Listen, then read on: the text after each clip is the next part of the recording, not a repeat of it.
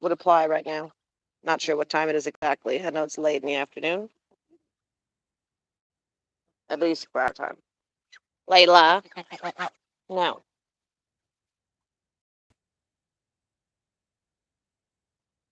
Layla still has 3 goslings. We have a few people interested, but I haven't heard back from them yet. So, Pretty Bird mostly takes care of them.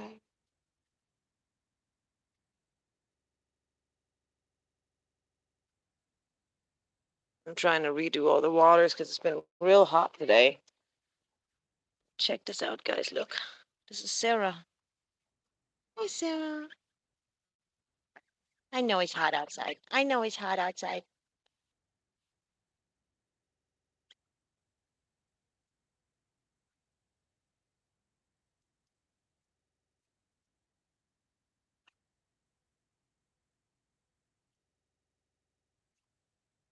Look at Sarah. Look at her cheek. Y'all see that? Look. The cheek patches. This is what it's going to look like later, guys. Okay? Now, every Canada goose actually has a different pattern of a cheek patch, but the basic idea is that they have a white cheek patch and then a black head and neck.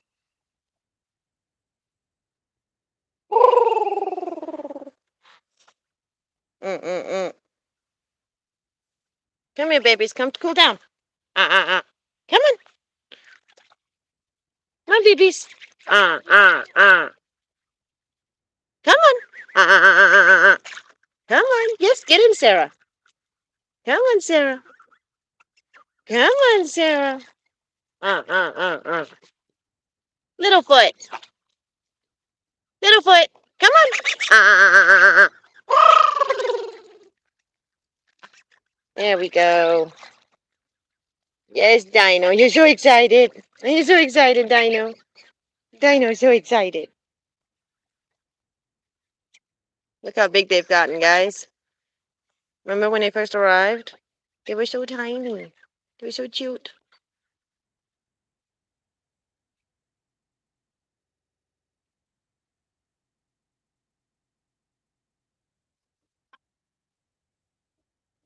Starting to turn into Canada geese. Hey, you need to come get some water too. What's going on, Littlefoot?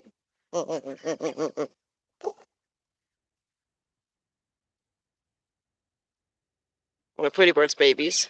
When they walk around separate from the parents, they keep complaining. It's actually kind of funny. Mm-mm-mm.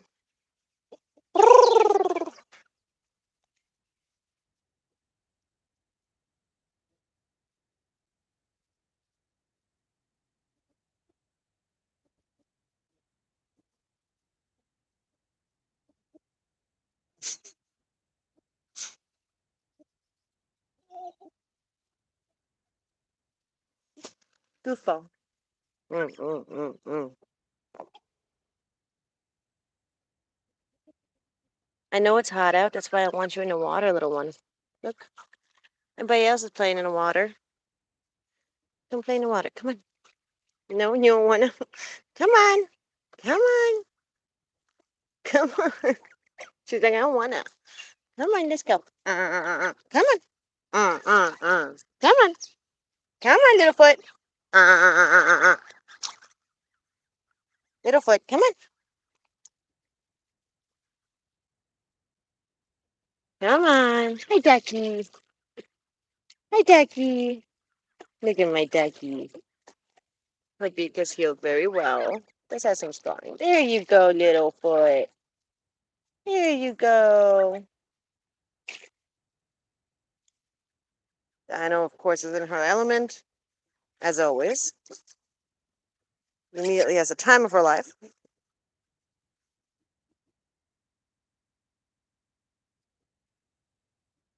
You're the only one that's not in the tub. Why not? Are you too old for that? Huh? Huh? Sarah, you're the oldest one? You're too old for that?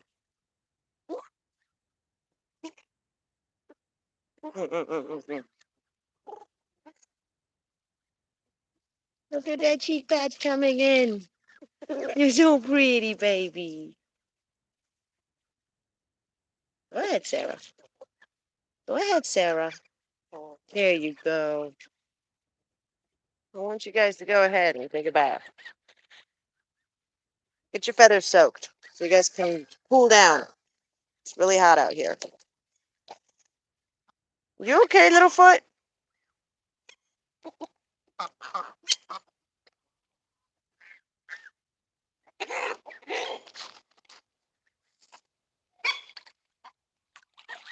Are you okay, Quesadilla? Eat a little bit too quick there, huh?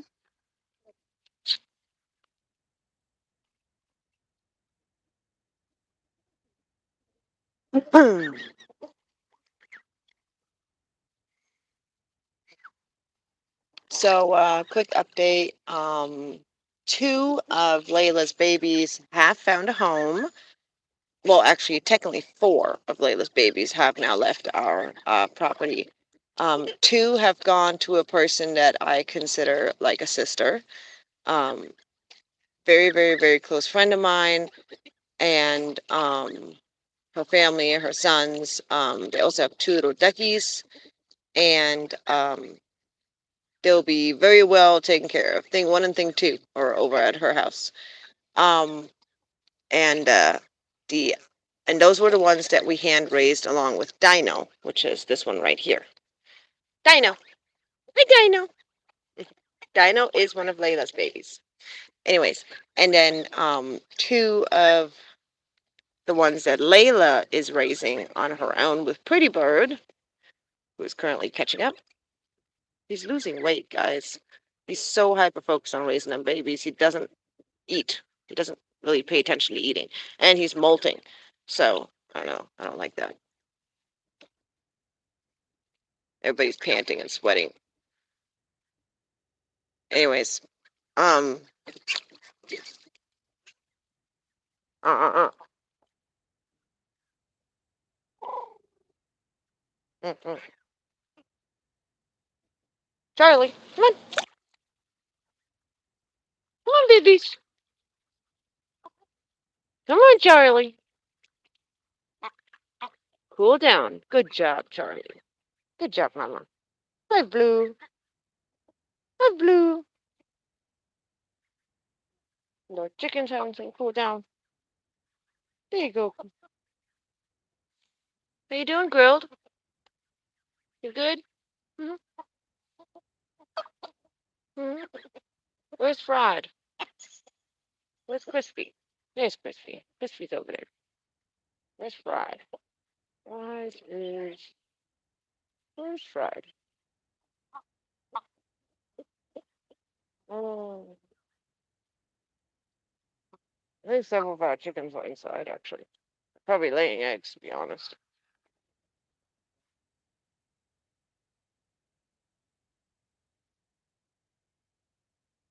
So I like to bring my goslings outside on a regular basis. The reason for this is because geese are grazers, and grazing is literally one of the best things they can do for nutrients and balance in their diet and all that fun stuff. So I like to bring them out, let them graze, let them do their thing.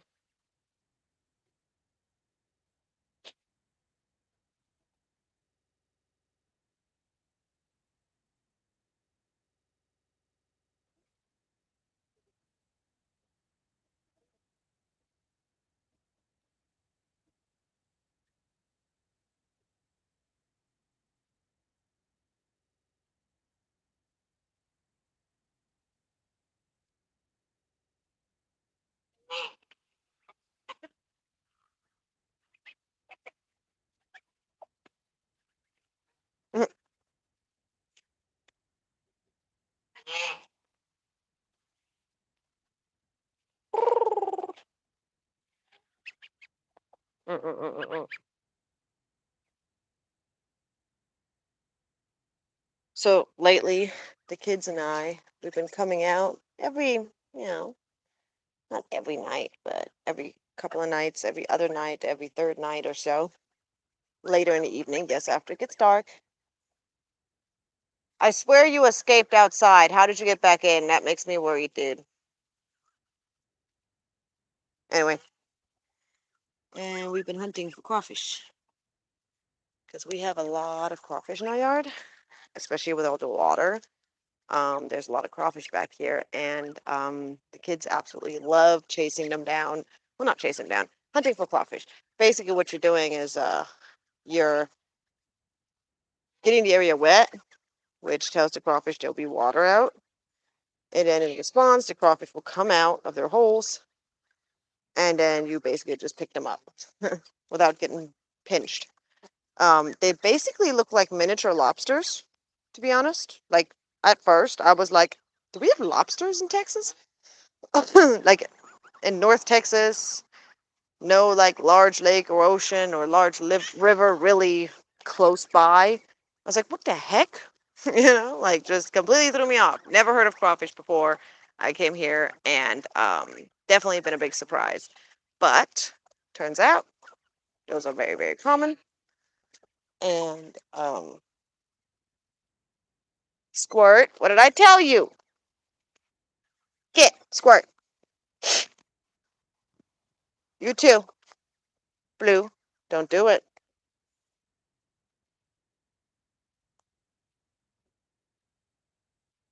Mm-mm. Maybe I'll take you guys on one of our little crawfish evenings one of these days.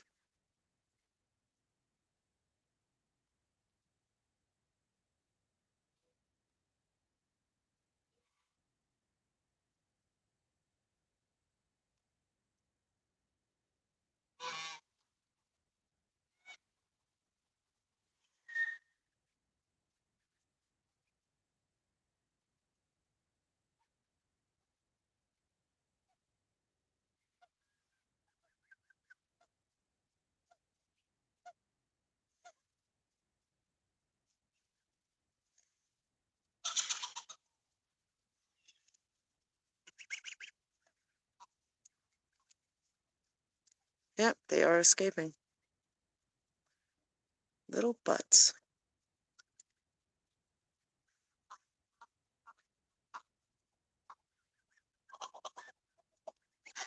Squirt. Uh-uh-uh.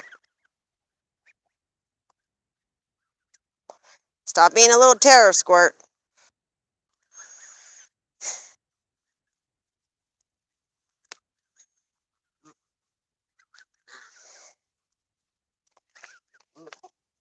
I hate this with a passion. The fact that there's randomly trash back here. Pepper. Yummy? Don't do it. Yummy. No, no, no. No, no. Uh-uh. Uh-uh. Come on, ladies. I know you guys want to go forage over here, but there's a freaking giant dog right there. I don't know if y'all can see him. Right there. Big old dog. Hey, puppies.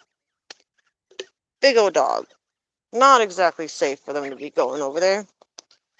Yes, he's behind the fence, but I don't know how well the chickens will do staying away from that fence line, so I don't like that. I need to figure out a way to make this part of the fence taller. I already know how. It's just going to be a lot of work. You okay, Charlie? Hey, Charlie. Charlie. Uh-uh-uh. Charlie. Give me a chance to see your tongue. Uh-uh-uh.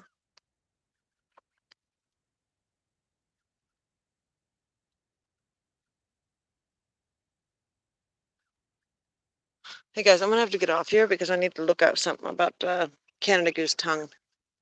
I'm not sure if I'm seeing something that's not supposed to be there. So, um,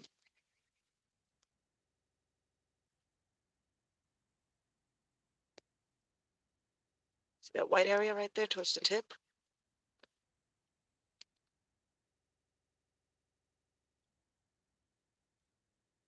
Charlie. Mm-mm-mm. Hi, Charlie. Hi, Charlie. I know it's hot, mamas. I know it's hot. Go drink some more water. Go hang out in the water. Hang out in one of the pools, mamas. Come on. You can hang out in one of the pools. Charlie. Mm-mm-mm.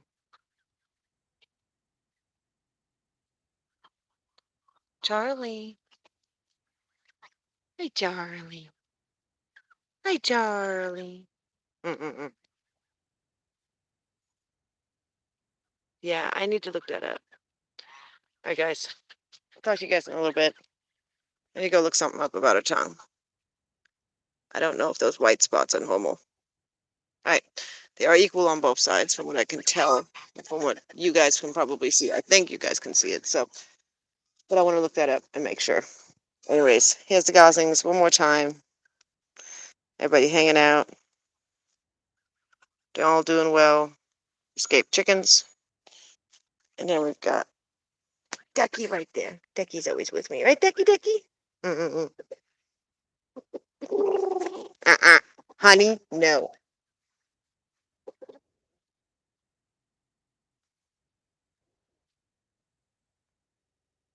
Hey, Charlie. Hi. Charlie. Mm-hmm. Hi, Charlie.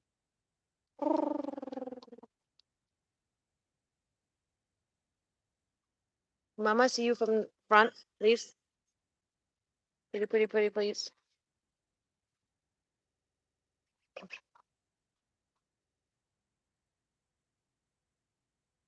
Yes. Open your mouth. Open your mouth. Good girl. Mm-mm-mm.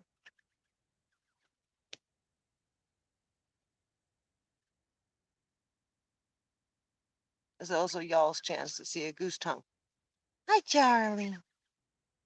Charlie.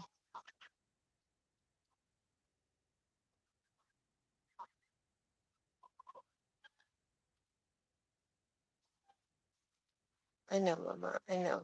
I'm sorry. Sorry it's so hot outside. Anyway, guys. Ah, Jesus Christ. I gotta go. Thank you so much for stopping in today. If you did, thank you so much for hanging out. Charlie. I love you, Charlie. I love you, Charlie. Your mama's pretty girl. Yes, you are. You'll make a beautiful wife for Pretty Bird, okay? And I really think he still loves you. Yep. Pretty Bird still wants you. I'm pretty sure of that. Like, very sure. Don't be worried about Layla. Don't be upset with her. I'm telling you, she's not your competition. I really don't think so. I'm genuinely convinced that you're the queen. Not kidding. I really think you're Pretty Bird's queen. The only reason he's with Layla right now is because she has babies. That's it. They're not even his. Do you know that? Don't tell him they're not his babies. He's just taking care of them, honey. Hi, babies. Ah. Good job. Good job. Tell her. Good job. Go. Go on. They're starting to defend themselves. Good job, Sarah.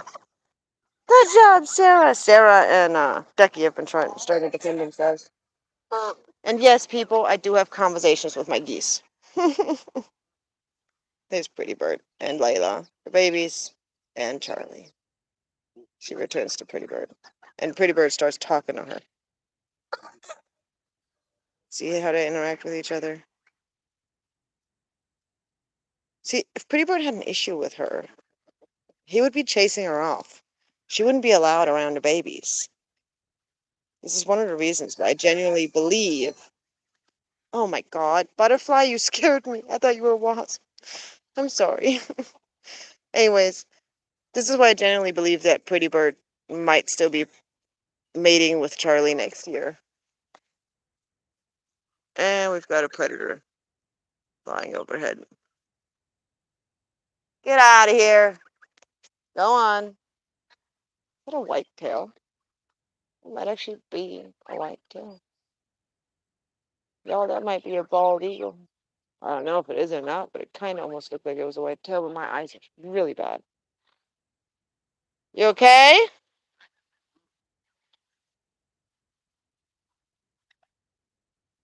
Pibbert.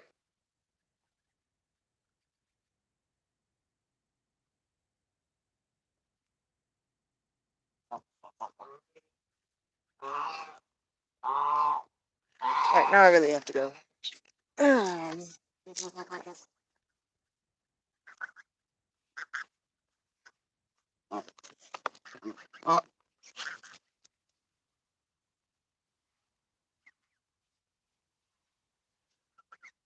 Work it out, buddy. Work it out.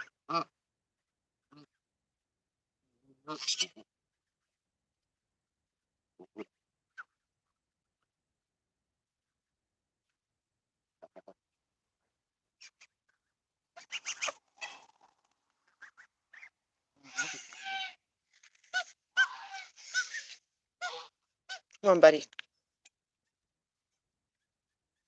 Come on, work it out. Work it out, buddy. Come on. I know you're mad. Come on, work it out. Focus on you. Focus on you. Come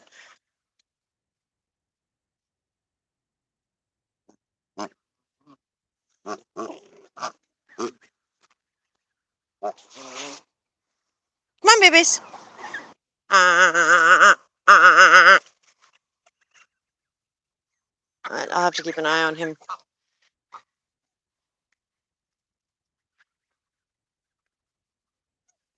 Most likely something wasn't going down properly.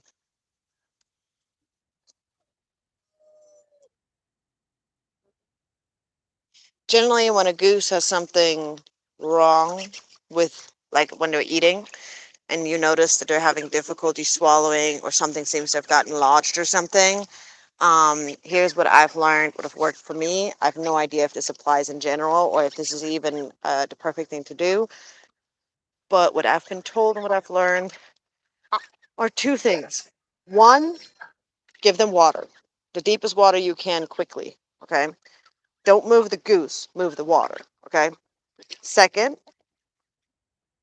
if they don't stop, grab their neck at the base, right? And just run your fingers upwards, not pressing or squeezing or anything, just kind of like running it along the neck because apparently it can often dislodge something that's just kind of like suctioned or blocking, not quite moving the way it's supposed to. It, from what I've been told, this is something that like a person told me who supposedly had some training in how to take care of birds medically. Um, this is a long time ago. This is back when I thought Pretty Bird was choking, and I was talking to some people, and some people gave me advice. Um, Again, I was not able to vet the source or anything like that, so I have no idea if this was accurate or not. So definitely you'd have to look into it yourself. But just so you know what I was doing, basically running your hand upwards on their neck, not down.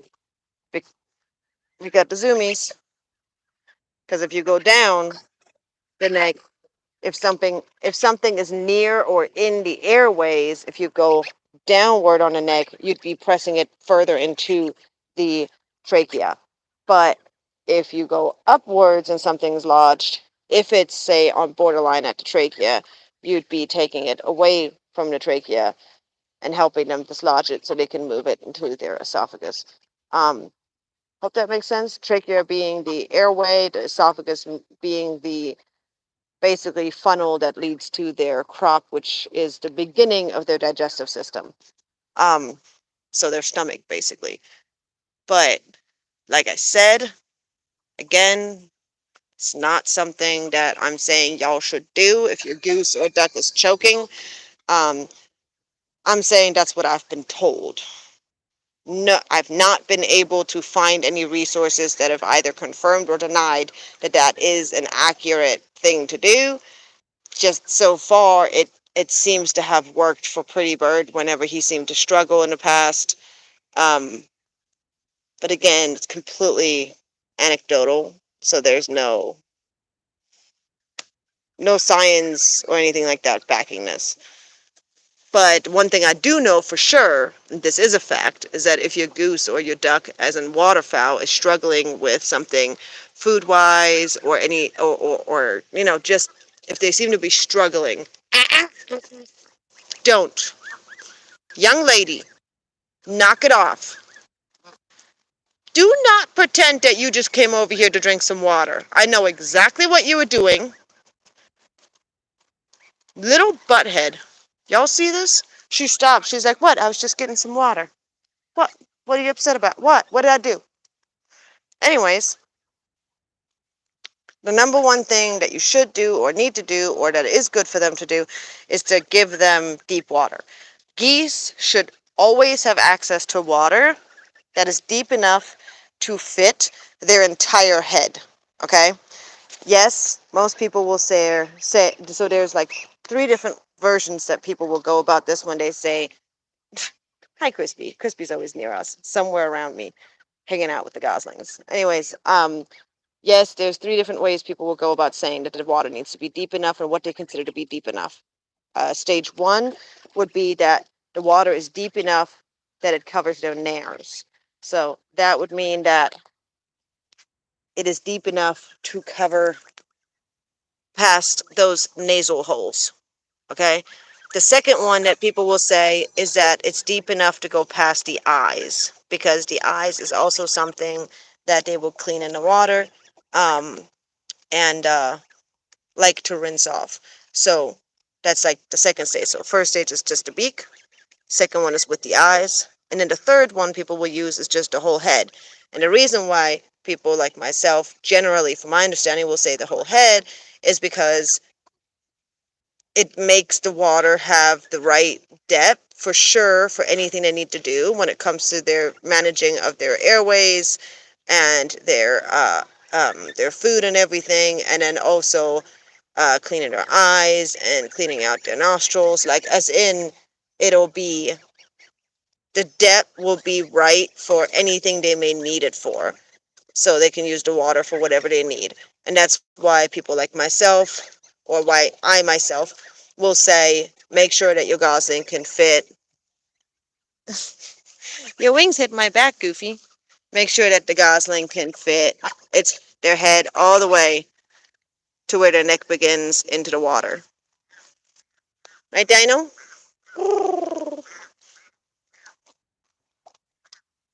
I swear you sound like a duck. Mm-mm-mm. That one's always looking for mama. Look at me. 10, 15 minutes ago, I said I was going to get off.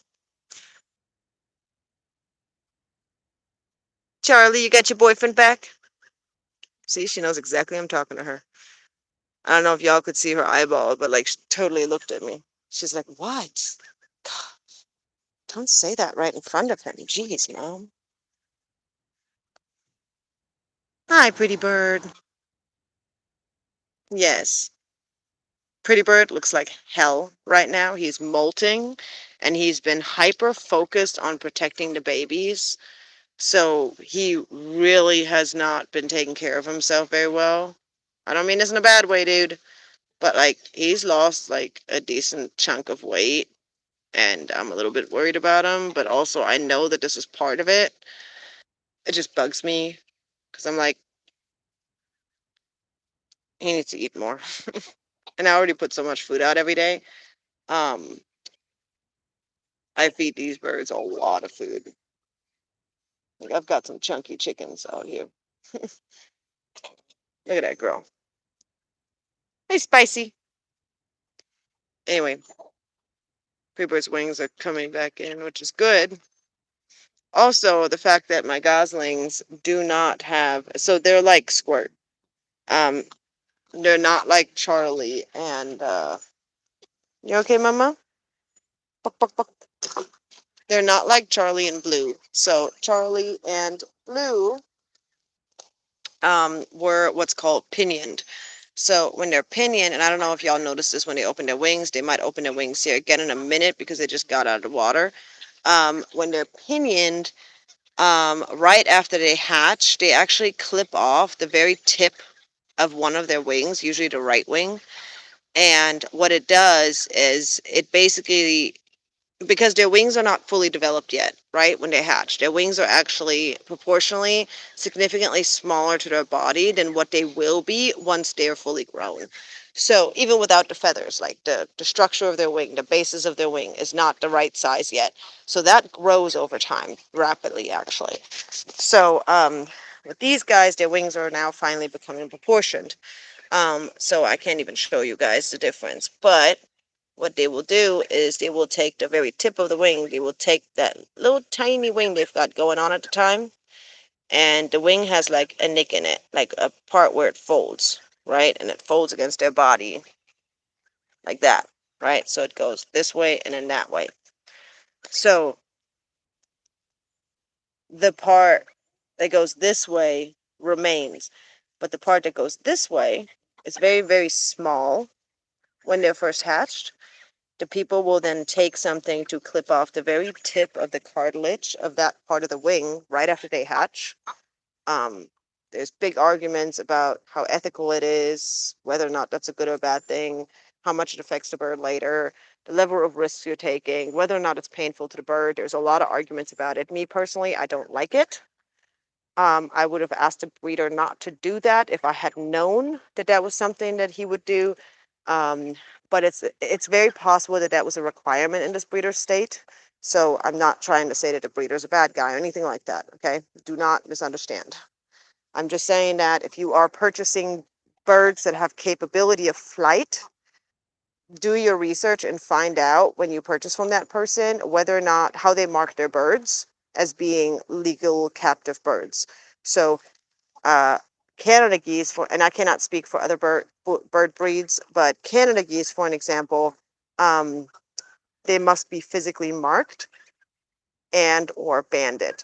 So I don't know if the banded is an or if it's an and, but like within the law in different states, there are some variants. So there's a few variations on this. One of the variations is that they have a hole punched in their flipper.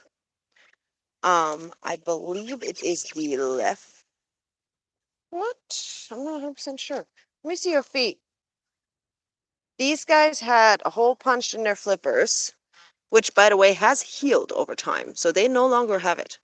Um, and they also had, and they were also pinioned. And as I said, just to finish explaining that part, I'm so sorry I got veered off there. So if you look at their wing, on their right wing, you notice that the black long feathers are missing. So on the left, you see that long part right there, how it kind of folds over. It should look like an X when the wing is fully grown out, both sides. It basically, their flight feathers will make an X at the very back of their wings. Right now, Pretty Bird's molting, so I can't even show you this on Pretty Bird or on Layla because they're both molting. So are my African ganders. So I really have no other geese to show this to you, but you can look up photos if you're curious about it. Um, when they're pinioned as babies and that very tip of that cartilage is clipped or cut off, um, it heals quickly because they're very young. Okay. And that's usually the argument a lot of people will make towards this. And what it creates is a bird that will not develop a full wing, meaning that they will not grow their flight feathers on that wing, which will prevent the birds from being capable of flight in the future. This will prevent people who do not properly trim flight feathers, which, by the way, is not painful to the bird whatsoever. Um,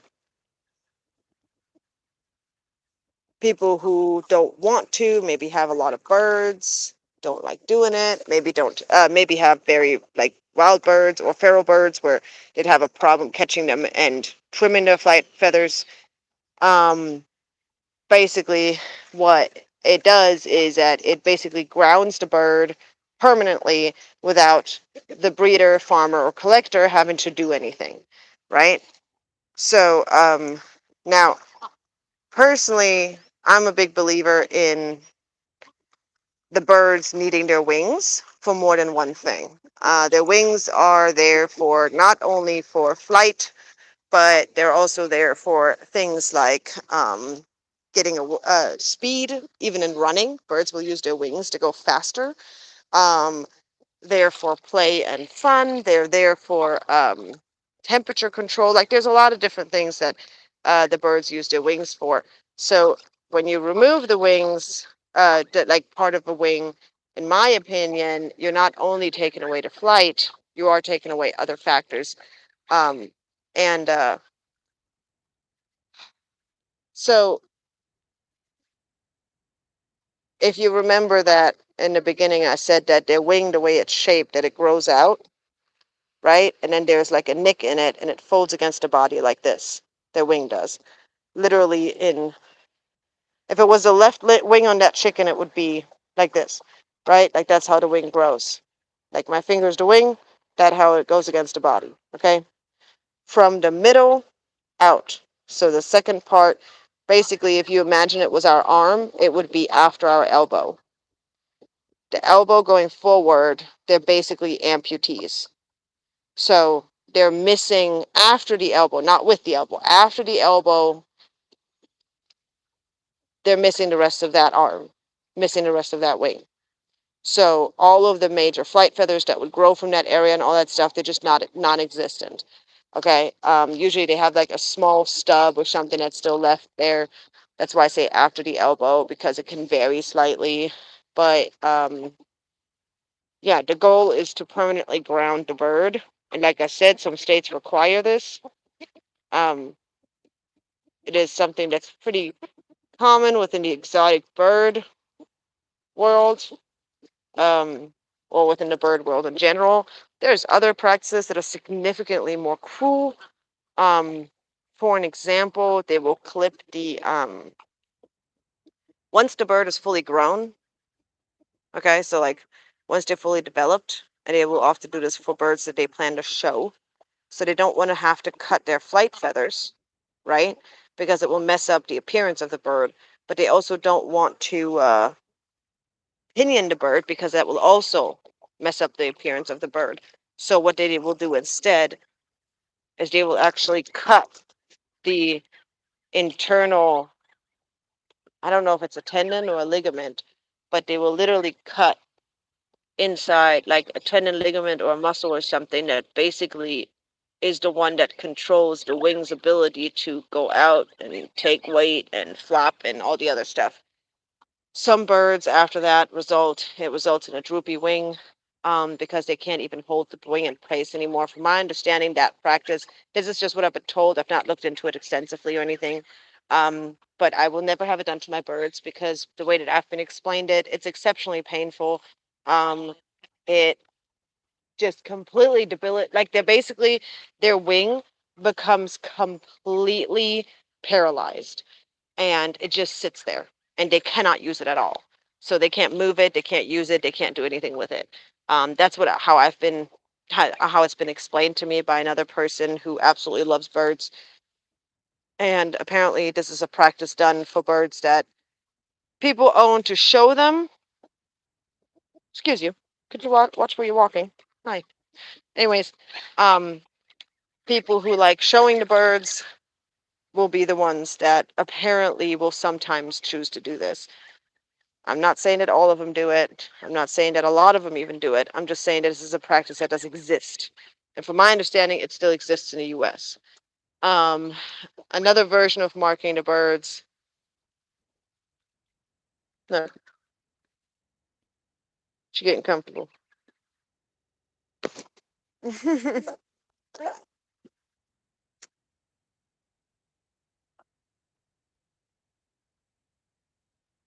love it when they stretch out their little feet. Uh, Anyways, another practice that they will do with these little birds is that they will, of course, banding is a version, meaning that there will be a small ID tag that is attached around their leg. Now, there are dangers involved in this. For an example, in wilder birds or birds that are out and about a lot, for an example, a wild bird could have fishing hooks or wires or netting and such things, or even other debris that can get stuck on that ring, and it can be very difficult to get it off for the bird, meaning it can really mess up their world, okay, and even potentially cause them to die or cause them to be severely injured. Honey, leave the babies alone. Go on. I'm still mad at you for spurring me. Let's go. Move it. Anyways, um, as I've mentioned earlier, another practice is to punch a hole into their foot. Literally, it looks almost identical to somebody using a what are those called again? It's called not a stapler. Darn it. What's it called? It's like a hole puncher. You use it for like paper when you're trying to punch holes into it to put it in one of the ring folders. I forget what it's called. Um, but literally it looks just like it. It's like the identical size to that. And that's one thing that people can do. So they can like punch a hole, and they punch the hole right in here, like into the, so they punch the hole right in this area of the foot. So right into the flipper part. And my understanding, it's one of the lesser painful practices. For this one, the way that I've been told, it's more like getting an earring. Um, and then another practice, which is very common, which is usually required by the state, is toe clipping. So these guys, my new goslings, they're actually toe clipped. So the person that I got these guys from, they were required to either pinion the birds or toe clip them. And I opted for toe clipping because I don't like it when they're pinioned. I hate that my two other Canadas are pinioned. I genuinely don't like it. It bothers me when I see them trying to flap their wings and they have half of their wing missing. It just affects them on a daily basis on a major kind of way. Toe clipping basically is when, so if you look at their toes, the back toe, you'll notice that this toe, hey, this toe is longer. Layla, you're not helping. You'll notice that one of their toes is longer than the other. Okay? And the reason why is because the very tip of one side, of the right side, has been clipped off right after hatching. So that one, you can see the entire toe is there. This one, you can see part of the toe is missing. And again, the result, again, varies on each bird. For some birds, the majority or the entire toe is gone. And then for some birds, it's only the very tip where the nail cartilage was. So, yeah. So this one, for an example, you have the entire toe present on one side. And on the other side, we have little to no toe left. You can see there's a little stub. And from my understanding, this also is one of the versions that does heal very quickly.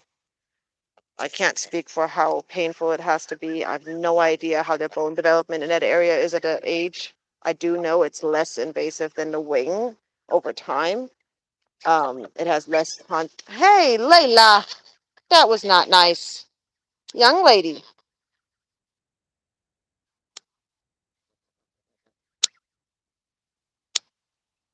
Sorry, guys. Um, I'm just trying to explain to you guys different ways of marking the birds and what the law requires. Um, Generally, the idea is that all the birds are supposed to be marked in a way that is a permanent mark. From my understanding, that from what I understand, keep in mind I'm not an expert in this area. I'm just telling you guys from what I've been told and explained, is that in most states it is required to have some sort of permanent marker. Want some oatmeal? Pretty good. Num num. Hmm, right? Pretty good. Num num num.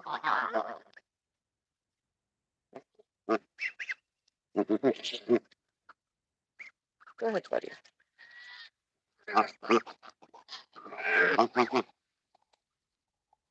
Charlie, you like oatmeal. I know you do. Hey, but stop biting me. Stop biting me. Honey, I said I was going to get off literally 40 minutes ago. Here you go, Charlie. Nom nom nom nom nom.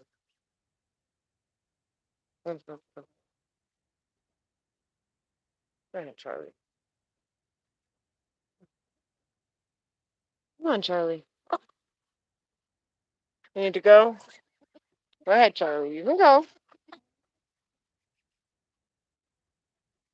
Blue used to love oatmeal. I'd like to see if she still does.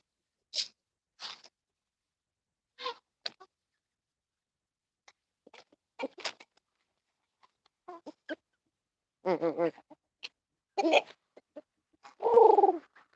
Blue.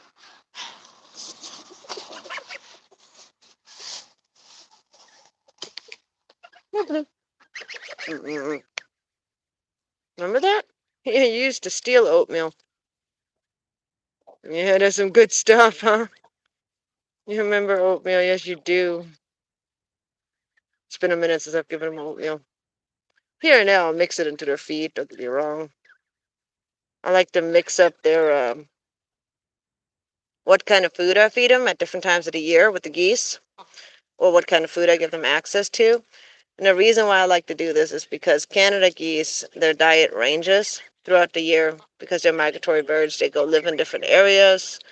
Um, they eat different kinds of food depending on what kind of crops are available at that time or what kind of vegetation is available at that time. And I like to kind of use that a little bit. And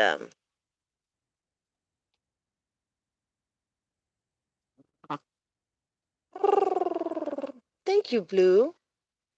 Thank you for the 11s. Y'all hear that? The low. Hey, Charlie. Uh, uh, uh.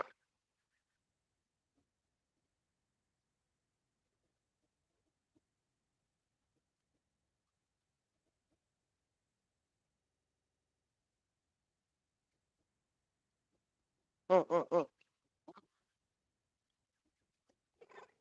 on, babies. Uh, uh, uh.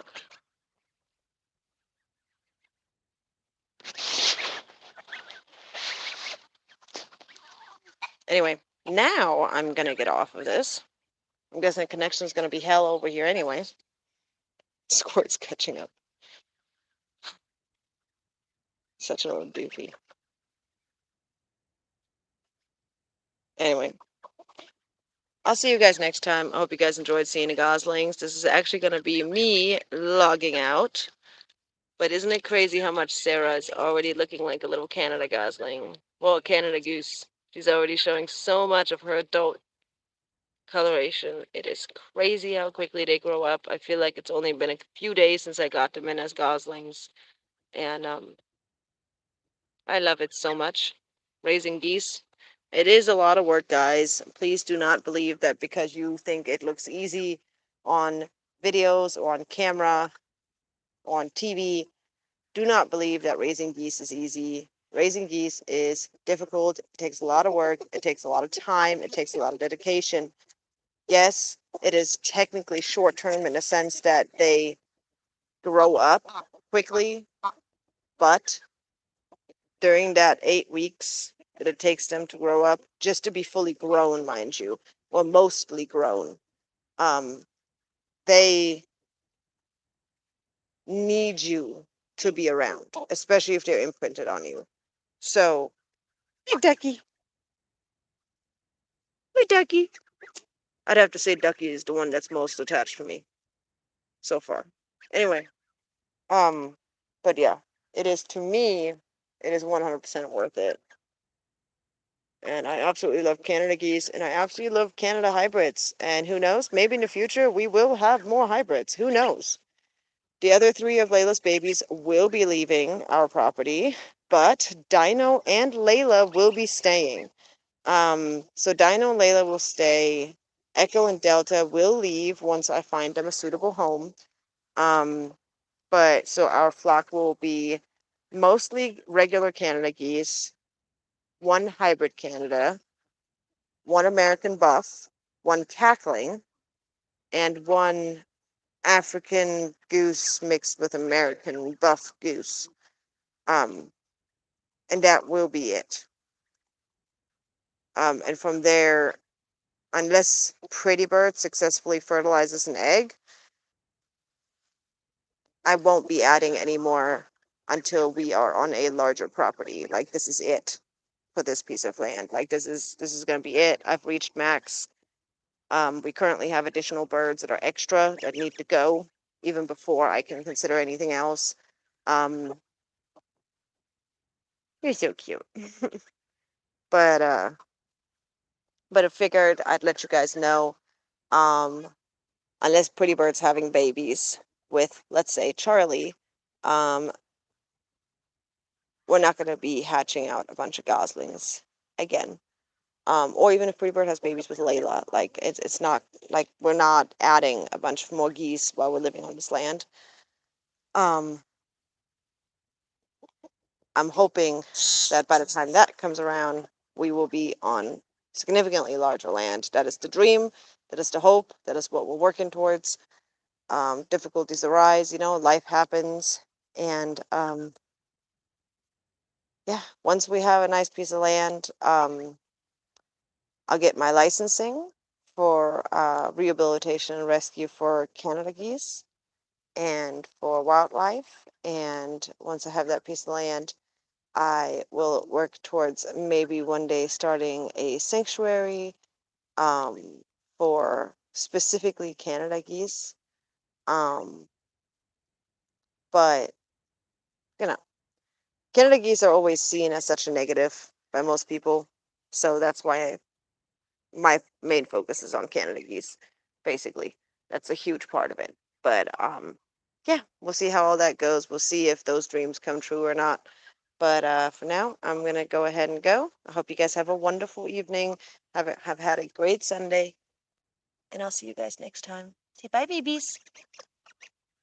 Bye, bye, Dino.